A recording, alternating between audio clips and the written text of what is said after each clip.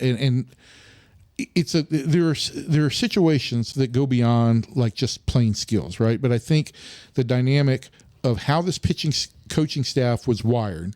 You had Mike Maddox, who's a great game planner and who makes game plans simple. You had Jordan Teagues in the bullpen, who worked with these guys in the minor leagues and knew the younger guys in the minor leagues, like Latz and Leiter. And you have Dave Bush, who is really kind of a pitch technician, understands the art of pitching design and pitch execution. So you had different guys with different voices who were able to kind of form strong points in every element of a guy's game.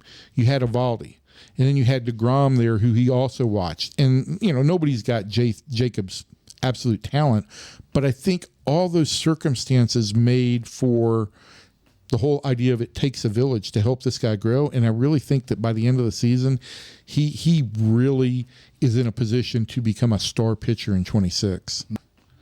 Is there any hope for Kumar Rocker?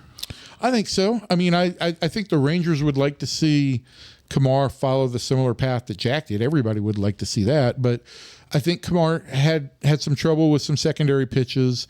And also, I think some of his strikes were a little bit scattered. He went through kind of the same development program over the last half of the season that Jack went through in 2023. So if you're kind of aligning timelines, I would think that maybe the look would be that Kumar really establishes himself in 27. But I think the Rangers would like to give him the opportunity to certainly establish himself in 26. He's going to have to trust his secondary stuff more.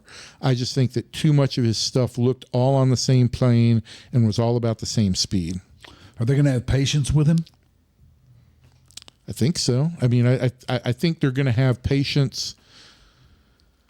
I think they'll have some degree of patience. Yeah. I think he's got to show. Look, let me put it this way. He made two real boneheaded fielding decisions in the start at Tampa Bay, which earned him a demotion. And what we saw after he came back from that, quicker than I expected him to come back, was we saw a guy who was much sharper when it came to fielding baseballs and details of covering first. And so I think that the ability to process this stuff is there. I think he's going to take this winter having had some legitimate major league experience, some time to work. The last couple months of the season, we're working with trying to come up with a little bit of a higher arm angle and make his pitches look more similar coming out, but having a little bit different movement.